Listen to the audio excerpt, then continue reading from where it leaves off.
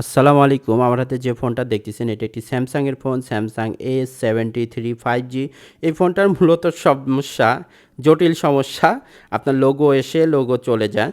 তো সর্বপ্রথম অনেক টেকনিশিয়ান ভাই বলবে যে এটা সিপিইউ প্রবলেম। আসলে সিপিইউ প্রবলেম না।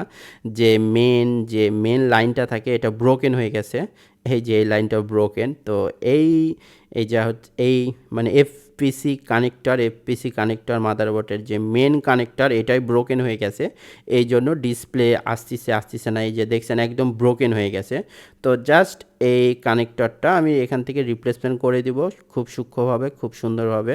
কারণ আমি লিড ফ্রি হটগান ইউজ করি, এক নিমিষে এই এই কানেক্টরগুলি খুব সুন্দর করে তোলা যায় এবং খুব সুন্দর করে ইনস্টল করা যায়। এই যে দেখছেন একদম সুন্দরভাবে এই কানেক্টরটা তুললাম এবং ব্র্যান্ড নিউ একটি এখানে এফপিসি কানেক্টর মাদারবোর্ডের যে মেন কানেক্টর থাকে কানেক্টরটা আবার ইনস্টল করব। এই হচ্ছে অরিজিনাল এফপিসি কানেক্টর, এখানে আমি রিপ্লেসমেন্ট ইনস্টল করে দিব। তো সূক্ষ্মভাবে সুন্দরভাবে হিটিং টেম্পারেচার দিয়ে জাস্ট এটা যে সাইড আছে সাইডটা সুন্দর করে ঠিক করে দিই।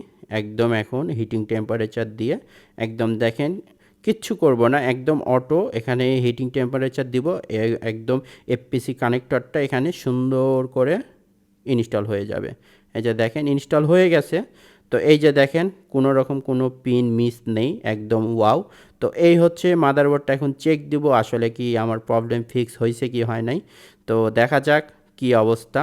তো মাদারবোর্ডটা অন করলাম, তো স্যামসাং গ্যালাক্সি লেখা চলে এসেছে।